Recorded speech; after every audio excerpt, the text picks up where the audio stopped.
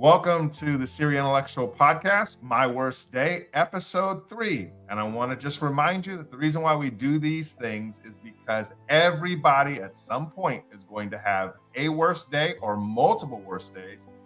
And it is my opinion that we have a lot of content on social media about successes, how to be successful, and entertainment, but not so much in terms of helpfulness of what do I do on my worst day?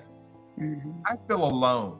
Maybe you don't have hope. Maybe you need some encouragement, inspiration, and that's why we do this. And today, I have the honor of hearing the story of Shanika Young.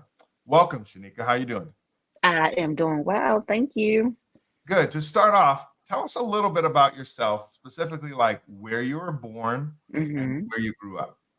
Okay. Well, like you said, I'm Shanika, and I'm born and raised in Baltimore my entire life, mostly in the city, but I became a county girl in my adult life. But I feel like the city is where resides in my heart. Um, Let's see. I'm a mama of two young men. One, what you'll hear a little bit of the story about, is has been called home to be with the Lord, and then he will be 23 in May. And then I have a soon to be 21-year-old, which is my baby. And so I still feel young and vibrant at 45 to have these older guys. And and let me see, I've been in I've done a lot in terms of work, but my latest thing that I've done is been in specifically with early childhood education, which I love. I love to capture our uh babies, because that's where it starts, and try Yeah. to make some change um before they get, to the wolves, I say. The older schools, I like to try to catch them, in their early phase. And so I'm a director at a program that's before and after care, and then also all day pre-K inside of a school, which I absolutely love. Right. So that's a Are little bit you about me. yeah, are you East Side or West Baltimore? West. West. Straight up west, straight up Right. west. So tell us a fun fact about you that most people wouldn't know. Oh man, I feel like I'm so open. I feel like everybody know everything. Let me think. Okay, fun fact. I can't go anywhere that involves music. I don't care if it's an elevator. I don't care if it's a restaurant. I don't care if we're in a mall walking somewhere. I'm probably gonna dance. Sorry. I'm sorry. Like music moves me, and it's so bad that I, I can't. I don't even know I'm doing it. It uh, just happens so you have to have music all the time. all the time. I prefer music over television. All right. Okay, Yes. so tell us about your worst day. Oh Lord. So what's funny? Uh, and I'm not gonna get into detail, but about what I thought my worst day was. But I thought my worst day was some many, many years ago, when because I was married for 15 years, and I thought that the worst day was like divorce and just, starting over and blah blah blah. So for me at that time, that was like the worst. And then I thought the worst day was when my oldest son was diagnosed with leukemia at the age of 11. When I got that news, in that moment, couldn't nothing get any worse for me in that moment. Mm, I thought, okay? And then, right, um, the cancer kept returning. So at each time we got almost to a year of remission, quote unquote, the cancer would return. mm. I thought that was the worst. And the Lord kind of saw us through that. And I said, okay. So now I'm conflicted between with this question. When I got the questions, I was conflicted. And I'm still a little conflicted, so I may have to touch upon both. I was trying to figure out what was the worst day currently of what I'm currently going through with my son. Was it when they told me the cancer returned for the third time? And let me just give you a little backstory on that. Yeah. So, like I said, my son was diagnosed with leukemia, ALL leukemia. at the age of 11. We battled. My God, did we roll the sleeves up and we battled. And I watched this young man of mine fight with every fiber of his being. And it wasn't his fight, it was my fight, and the Lord helped us, and it was just I declare war against leukemia. And so, I've watched him go up and down, up and down, up and down, up and down, which means he didn't just go up and down. I went up and down. My life has not been my own for a decade Mm, because of a terminal illness. Not been able to work, just battling with my own feelings of what's going to happen with him, and Lord, what's the plan, and just all over the place. And so this went on for a very long time. And every time we thought we kind of made it to a even plank, and I'm like, Lord, thank you. You saw us through. And then boom, the ball drops. And we'll just go to a random doctor's appointment, just get random blood work because this is his life, blood work and doctor's appointments and checkups and things. And boom, the eyes. Oh, we the cells look like they're back. And then I look at Trey because although I'm feeling away, ultimately he's the one that had to kind of go through the process. right. And to see the resilience in this young man was just humbling because I remember the second diagnosis, and we're in a car and I am bawling because I cannot believe that they just called and told us again that the cancer's back is super aggressive. We're gonna have to do like some extra treatment for this and everything. And then I'm flipping out and my mom is in the car with me, and I'm like crying and shaking, and he calmly sits back in the chair and says, "Well, mom, well, God saw me through it the first time. I'm pretty sure He's gonna see me through it again." And I'm looking like, "What?" So I'm drying my tears to get myself together because his attitude was just was like that, and he was ready. And so, for the sake of me not making it so long, I'm just kind of giving snippets of it. Right. And so that was the second diagnosis. And so, in that, I'm trying to think, was it the second? Yeah, in the second diagnosis. So in that, was divorce and starting over and da da da, and all of these other extra layers that was on top of just not having a terminal ill sign. And in addition to, let's not forget about my youngest, who was basically fending for herself at the time because Mama, is pulled. At Hopkins, that was my address. I should have got my mail forwarded there because I felt like I lived at the hospital. Um, and I can't work. It was just a whirlwind of mess. However, I'll say this: it's weird to have a whirlwind of mess like that, but then also still have such a level of peace. And Mm, that's when I knew for a fact that God had His hand. As ugly, as messy, as hard as I cried, my mother makes a joke and say that is a river specifically with my name on it of tears because that's how many tears that I've shed, through just all the ups and downs and the ebbs and flows mm, of life. And so we made it through that diagnosis by the grace of God. I literally had to, for 30 days straight, I didn't sleep. I probably barely ate, and mm, I had to dig deep and help him mentally because this time it was more of a mental fight than it was a physical because he was breaking down mentally. He was strong physically through the chemo and everything, but it was messing with him mentally.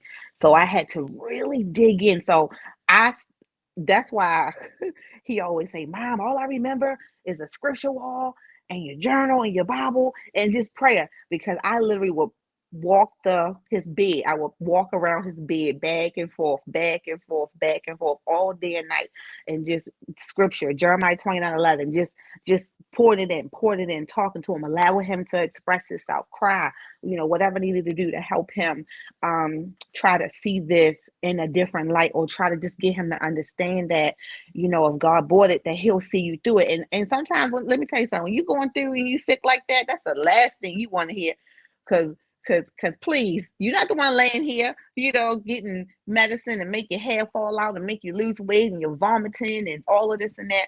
So it took him a while. I saw the building of him starting to receive it, right? And then, by the grace of God, we rung that bell again. Ding a ling a ling. A cancer survivor. Well, not a survivor. I'm in remission.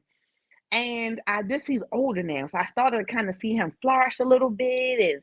And, I want to drive. And, he kind of started getting his weight up. And, I started to be so proud of him because, he looked like he was what we would consider living. I was like, wow, like, look at this. Like, he looks so good. And he graduated from high school. And, that this time that he had a little girlfriend. And I was just like, wow, Lord, like, you really saw us through. Like, whew, you know. And he went to January 19th, 2021. At age of 19, he went to what was called the Survivors Clinic. And y'all, we made it to what was called the Survivors Clinic. We never been here before. Never. We never been to what was considered a survivor. I said, Jesus, you are showing off. Okay. So at the same time, Sean was getting his cap and gown to graduate high school. Trey went to the Survivors Clinic by himself, mind you, on the subway, and he's never done that. Mhm. And I was just a proud mama. I was in here worshiping, praising God, like, Lord, thank you. I mean, I was, I couldn't believe that we made it to this part of this part of life where, I felt like I could breathe a little bit. And so Trey came home from that survivors clinic, with a little bop, proud of himself. And it was around 4 o'clock. And I said, Trey, how did it go? And Trey personality was so tough. And he was like, he's opposite of his mama. And he was like, hey, they asked me some questions, took some blood work. I didn't feel like answering them questions. So the doctor gonna have to call you because I just wanted to get out of there. And I said, okay, hey, whatever. He got his little folder, his little paperwork saying he was a survivor, and whatever. I didn't care. I go hop in the tub, and I want to say maybe around 5:45 or 5:55 or 6 o'clock. I saw this number that I'm so familiar with, and I'm like, what is that? Then I said, oh, that's right. The doctor was gonna call because Trey didn't want to answer no questions. So she had, but I'm like, this is weird because they're normally not in the office past this hour. But anyway, hello, hello. Um, and I hear a pause, and I'm like, hello. And then I don't hear the voice I thought I was going to hear, which was, like another lady that I was unfamiliar with because I didn't meet the lady at the Survivors Clinic. It was his regular oncologist, Dr. Patience. And I said to myself and to her, why are you calling me at 6 o'clock in the evening? What are you calling me for? And she proceeds to say, with this voice that I'm so familiar with through this journey. And she was like, well, Shanika, I hate to tell you that, we did blood work at the Survivors Clinic and it looked like the cancer's bad. And I started to laugh because how you hear something so crazy. And I'm Mhm. like in mid worship, thanking God that He saw us through. In mid worship, I'm like, so imagine mentally what that feels like. Like you have to shift from praising God, thanking Him for the healing, thanking Him for being a survivor, to immediately having to shift your mind to what? And so to make matters worse, not only is it back, it's aggressive. It's all over his body, right? They just acting a fool at this point, but it's medically nothing. Like we've exhausted his body, has been through world war, with medicines and chemos and ups and downs and and blood transfusions and you name it. His body looked like a roadmap of terror, between surgeries and spinal taps. He's had like 1,000 spinal taps. Like the list goes on of all of the things that he's had to endure. And at this point, his body was like, I'm going to hold on to these cells. And clearly that's God's plan. So anyway, I say that to say, um, the praising stopped. Probably the cussing started because I was immediately floored. Like I, I mean, even now thinking about it, I'm thinking like, what? Like I'm still shocked. And this, Mhm. it's been some time. And she proceeds to say, we're going to have a meeting. We have to decide, about at what stage you want to put him on hospice. Like, she's talking all of these things that a parent don't want to hear. You don't want to Mhm. hear hospice. This boy just bopped in here from the subway by himself, and now you're telling me that I have to put him on hospice? Mm. Like, what? So I had to take a breath because at this point I thought I'm ready to pass out and like I'm dizzy. So I'm still in the tub, mind you. So I'm trying to hurry up. And I'm now in a state of like numbness because I don't even know what the heck I just heard. Trey's in the room, in his room. Sean is in the room with him. They're talking and laughing, music on, just living their little young teenage lives. And now I'm holding this news. Mm. Mm. Mm. And I said, Lord, after I finished saying all kinds of words, and I said, Lord, I don't know what in the world I just heard, but I really don't have any choice but to trust you through it. I promise you, the Lord literally told me verbatim to prepare myself because this was how He was going to call my son home. Was going to be through this illness, and so He didn't leave me in the dark. He didn't leave me guessing. He didn't leave me waiting to hear from them the next day for them to determine what was going to happen to him. In that moment, he let me know that he's still with us, and he let me know that that they wasn't in control of this journey. So I got out the tub. I ran to my parents' house. And I said, Mom, I put some clothes on. I said, Sean, I need you. I said, Mom, I need to need this for a second. I didn't want Trey to come, or I wiped my face. I didn't want him to see no signs of distress because in my mind, I thought he was going to kill himself, that he was going to, um, I, I didn't know. I didn't know what he was going to do because he had enough of the illness. And let me backpedal for 1 second. The night before I got this phone call, the night before he went to the survivors clinic, he literally came in my room and said, Mom, and I'm not saying nothing's going to happen to me, but I'm just saying, just so happen if I ever get sick again, and this was random. Well, it wasn't random, it was the Lord preparing. But he said, if I ever get sick again, I'm not doing nothing else. He was like, Mm. I'm tired. And I'm looking like, I said, first of all, speak life. He go, don't talk like that. Speak life. Meanwhile, God was trying to, he was preparing me for what was to come the next day. And I went to my mama's house and I'm gonna speed up you some things, and we all just had a whole fit, whole meltdown. I held the information from him, from Trey, for they told me weeks to him. They told me they looked me in my eyes, same type of like Zoom. It was a Zoom meeting, and they looked me in my eyes via Zoom, and my dad and my mom, and said, "You're only going to have weeks to a month because that's how aggressive the cells are." Mm. So in my mind, in that moment, I thought that was the worst. I said, I don't know how I'm gonna get through this one.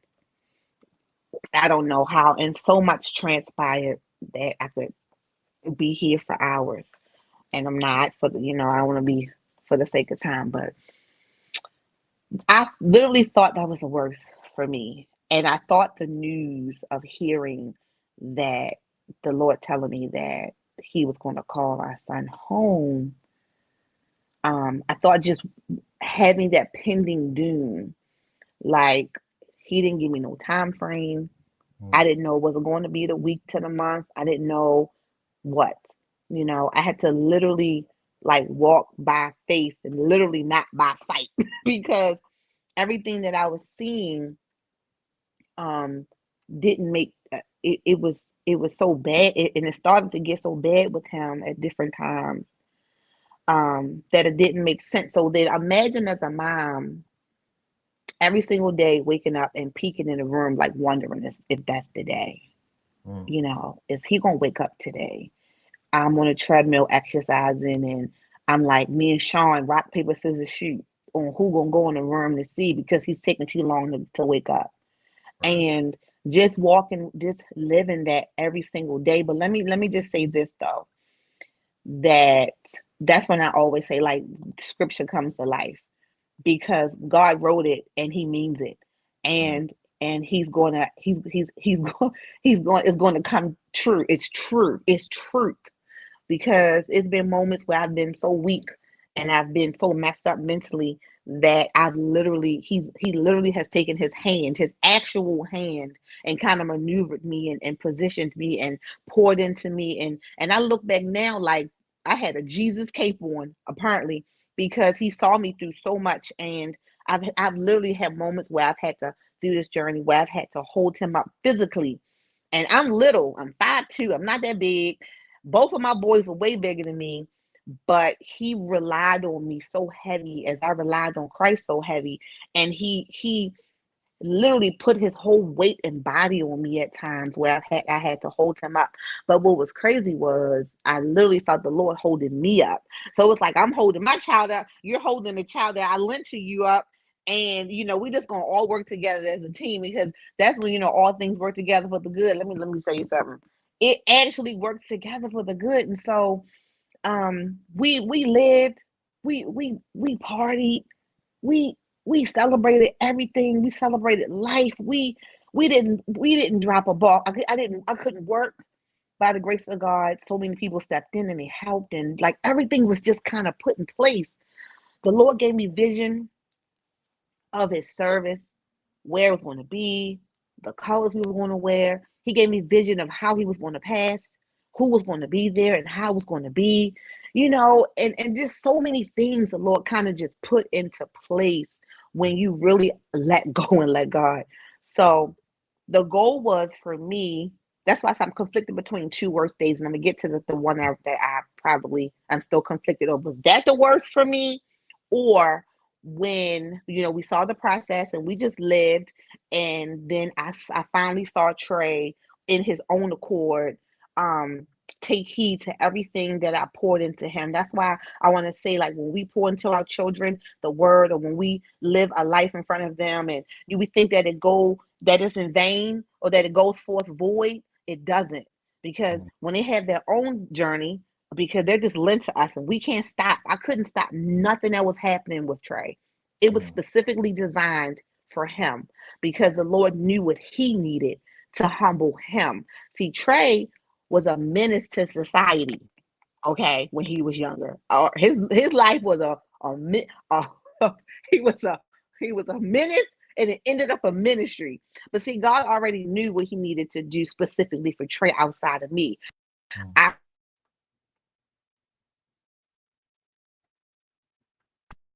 there to help and assist him along the way, and point him to the cross so he can get it for himself. And mm, I saw the transition of him. That's why he came to me one day and said, "Mom, my song is Let Go and Let God." And I'm looking like, "What do you mean?" And he said, I don't know.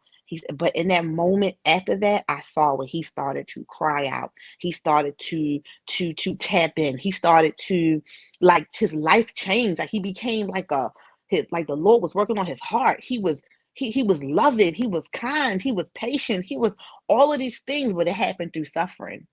mm, It happened through him having to suffer. And he suffered, and he cried out and screamed out. And I seen this boy cry out to the Lord in ways that I haven't even seen adults yet. and and so I thought that um my worst day was going to be when he actually took his last breath. So what she did home with me, March 20th, um, 2022 was the first day of spring. And um, by the grace of God, the Lord didn't let him suffer long. He lived, he walked, he did everything maybe a week before everything shut down, kidneys, everything shut down. And we were just there with him. Um, but it didn't last long. And the suffering, he kind of became a silent. It was like a silent.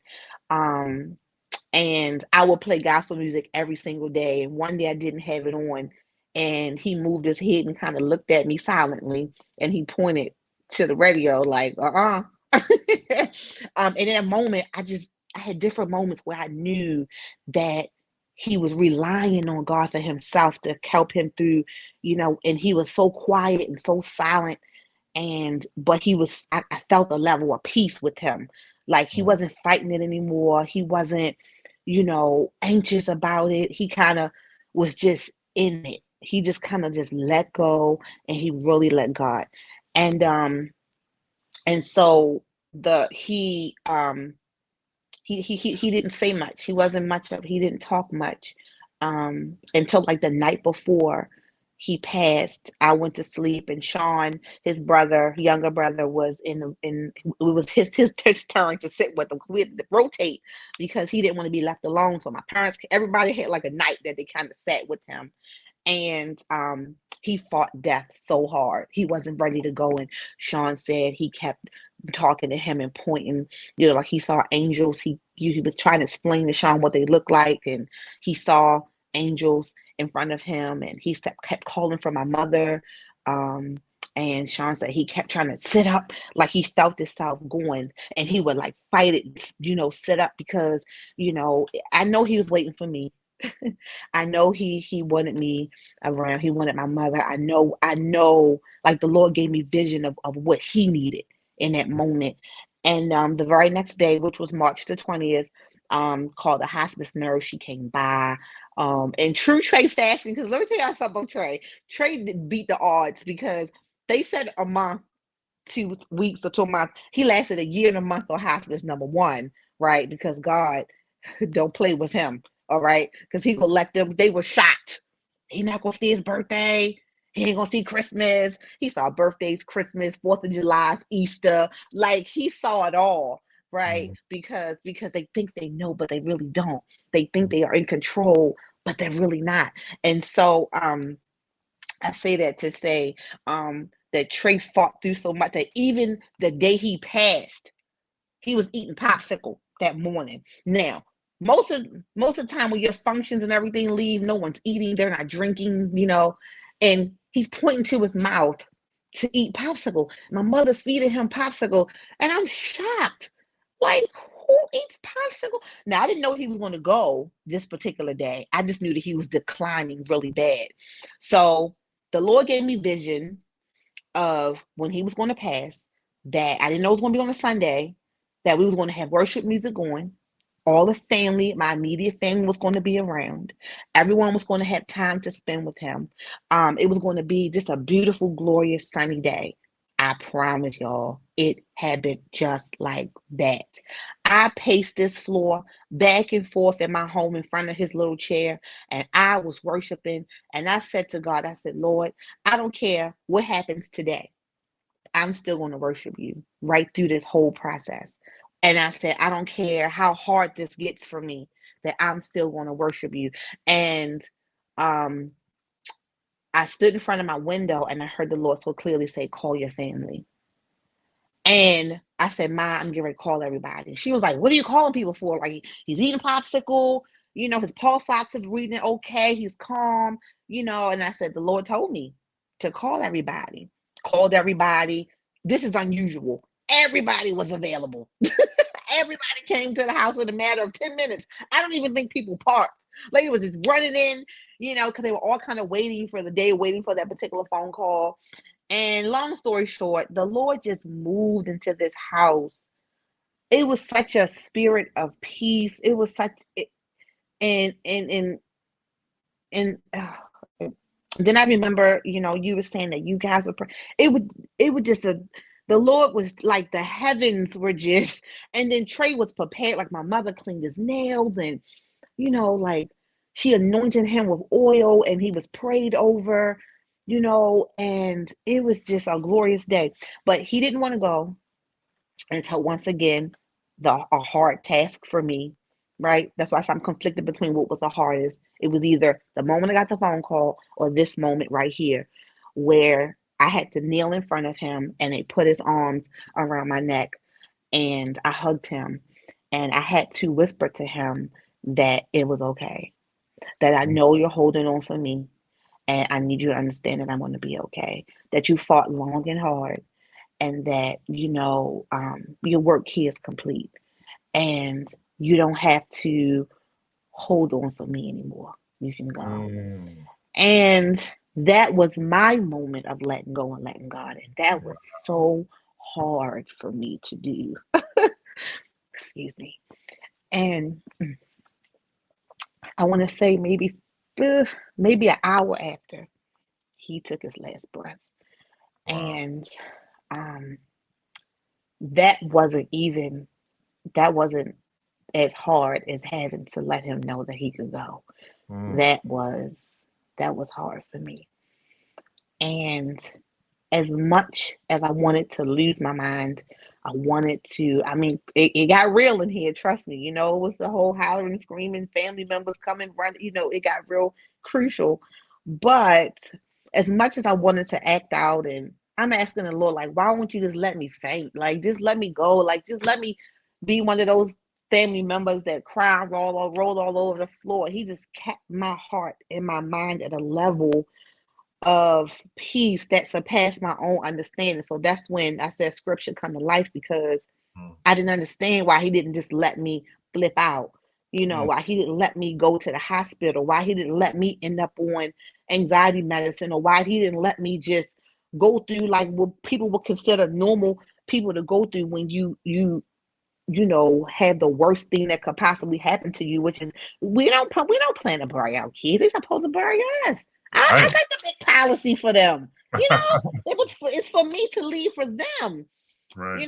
But anyway, that I'm so sorry. That was a lot, but Well, no worries. um that was that both days was worst.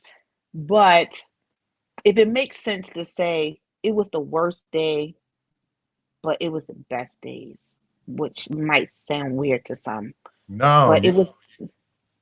yeah, you Mhm. know, what I love about this is that it's a progression, right? So you were saying, well, I thought this was my worst day, and then I thought that was my worst day. Then you're like, then I thought this was my worst day, and then you're thinking about this, and it's it's very interesting because I think that's the whole point of these stories. Is it's like, see, we kind of make these things like fantasies, but Right.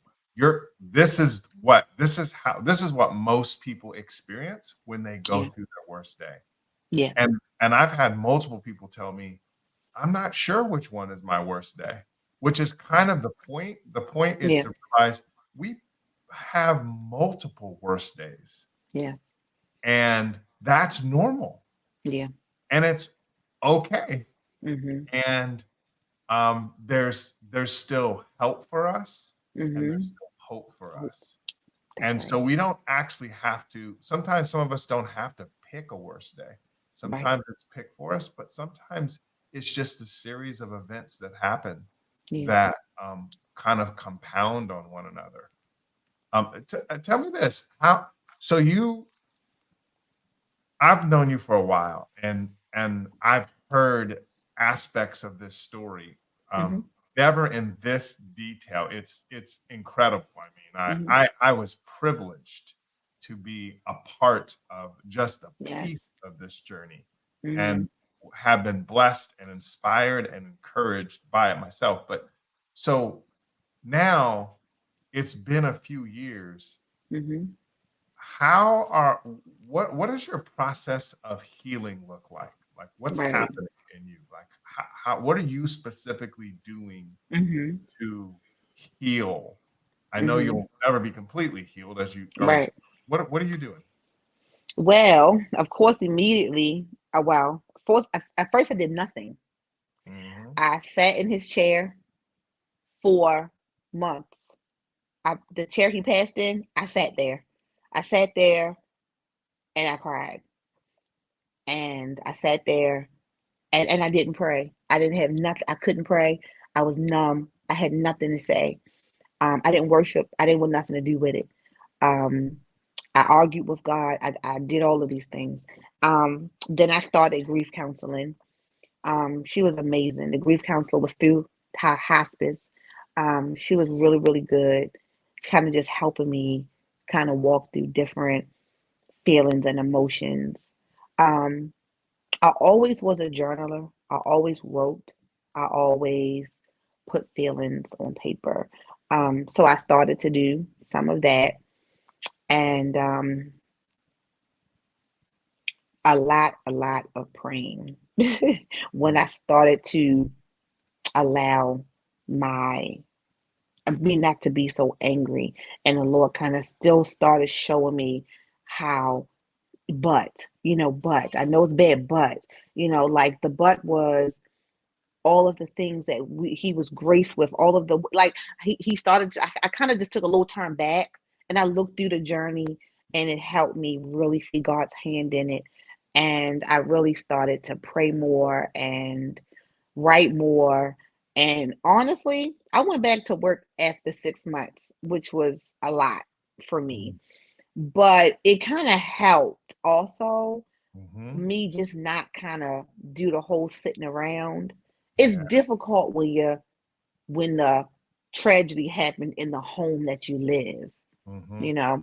Then I want to say that it took me a really long time to not, because it was pictures everywhere. You just want to remember. You want to smell his clothes. You want to like you feel like you lose it sometimes. Like you want to, you think you hear him, and you kind of have to go through all of these like moments. Like that's just sometimes you feel a little crazy. Yeah. You really do. And so I prayed my way through that, and I know sometimes I say that and it sounds casual, like I pray myself through this and God and I want somebody to know that it's really not casual. It's a fight because I didn't say cuss words to Jesus. I didn't threw stuff. I didn't screamed. I didn't almost rip the house apart. Just all these different things. Like I know sometimes people look at it like, oh, that just sounds so casual. Like, oh, just pray about it. It's going to be okay. No, it's a fight. It's a fight. By the grace of God, my basis and my foundation is in Christ, and that's where it is. That's a part of me and part of my life.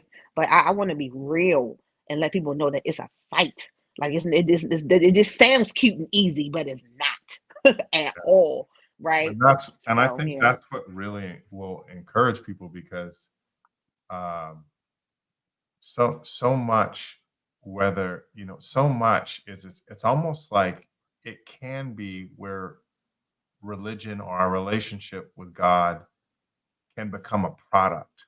You understand what I'm yep, saying? Like yes, we enter into this religion and we become a product, and then we're supposed to act like this product. Like right, we're coming off the assembly line. right, This is what we do. We're right. this thing, right? Phew, And but Lord, then like when you read the Bible, you don't yes, see that.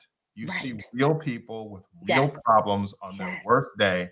acting all different types of All ways. kinds of ways. Some people are like that seem like very heroic, and then other people are just like, I don't want anything to do with God. I hate Yes, God. They're yes, drinking, they're sexting, they're yes, like, and what I love about your story is it's real yeah.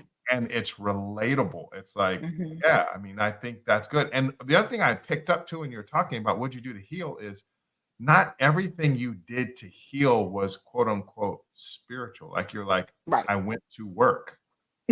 Yep. You know what I mean? You're like, I went to a grief counselor. You know what I mean? Yes. At some point, you had to start eating food. At some Yes. point, you had Right. to, like you said, at some point, I have to leave the house. Yes. I have to not just sit in the chair and cry. Yes. It sounds Yes. so bad, but I mean, you said it yourself. Like Yes. sometimes I think we think it's almost like spirituality is a Hmm. magic pill. Right. Like you were saying, My God. oh, pray this or believe this or Yes. do this. Like, but most of the time, our spirituality is not designed to get us out of something. It's designed Yes. to get us through it. Through. Lord. We Yes. don't like that. We don't like it. I want out. Out. Part me some red seas now. I got 10 red seas that need to be parted. They should have been parted 8 years Yes. ago. Yes. But but I think the strength Hmm. and authenticity and value and how would I say this? Compellingness Mhm. of what you believe is in the fact Mhm. that it's useful in your worst day, Right. after your worst day, Yes. through your worst Through days, yes. because you're like, I ain't talking to God. That's You're it. mad, you're throwing stuff, but Yes. you always come back. Yes. When you come back, Yes. God hasn't moved. Yes. He's like, yeah, do your thing like that. Yeah. Yep. Yep. So what's one thing you learned about yourself through this? I know there's many, but what's one thing you learned about yourself through this? The best thing I want to say that I've learned about myself that I'm comfortable with being real with God. Meaning that I know that He loves me enough that I'm not. My mother always say, "Girl, you're not afraid to just go there out your mouth with Jesus." And I feel like I've learned that I've learned who I am with my father that I'm comfortable enough with to just being myself. Mm, And when I say that, I mean, every word out my mouth is not always good, and even when I pray or even it's like I just keep it so real now, and I'm absolutely comfortable with that. And mm, I learned the one thing I learned the best thing I've learned about myself is that I'm comfortable with my relationship with Jesus, with the understanding that it's okay to be, it's okay to keep it real because He knows anyway. that that is so good. And what about this? What's one thing you've learned about hard times or worst days? um, that they're coming. They're um, unavoidable, huh? they're coming, Yeah. and even if it don't look like it initially or don't feel like it, that you're going to get through it. If you're relying on the Lord, that you will get through it. Now, I say this to say, and nobody say it's gonna feel good or it's gonna be easy. I wanted to kill myself 2 times. Two, I contemplated it, had my little note. I was ready, and am I sitting around here walking around here with this type of pain, feeling this type of emptiness, and you got to live with this every day? It'll take me out of here, right? Um, so I say that to say you will get through it. You will get through it. Even when you think you're not, that you will.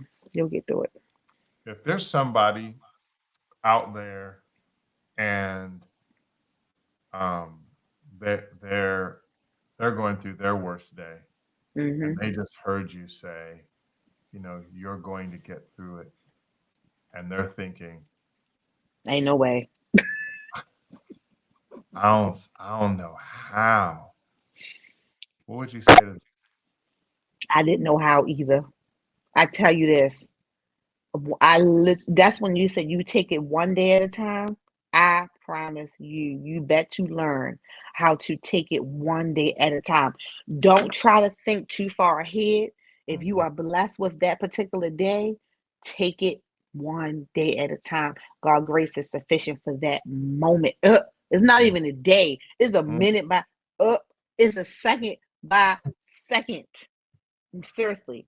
So don't look too far ahead, and don't keep looking back. Whatever you're in, just be in it, and rely on Christ every single second for what you need. Because otherwise it's hard. It's Mm. hard. Well, we started um this podcast, My Worst Day, for people just like you.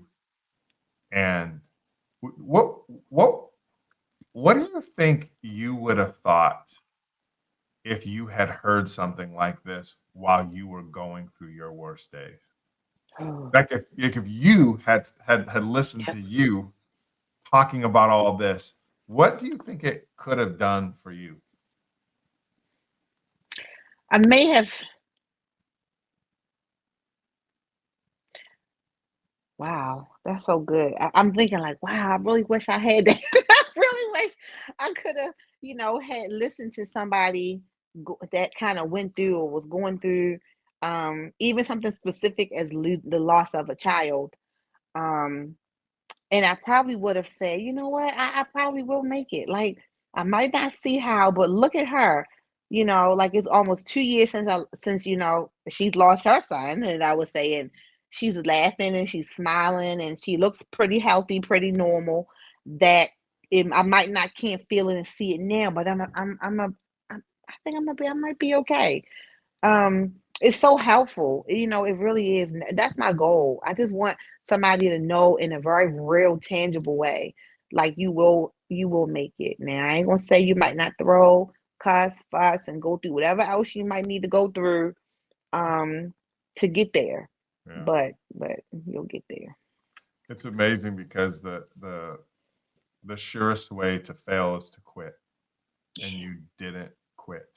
Yeah. When you wanted to, you didn't quit. You never quit. You never gave up. When you wanted to, you didn't give up. When everything was saying stop, you didn't Yep. stop. You Yep. never quit. Trey never quit. Yep.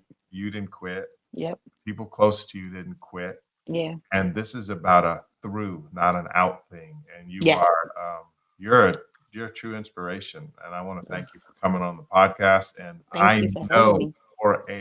I don't know who, I don't know when, and I don't know how, but this is going to get to somebody Yes. who needs to hear it. Yeah. They're I going to believe that. have hope and Yes. inspiration and Yes. encouragement, and even some of Yes. the practical things you said, they're Yeah. going to take them up. Yeah. And the world's going to be a little bit better because you came on and told your story. So thanks. Thank you. I appreciate you. Thank you so much. All right.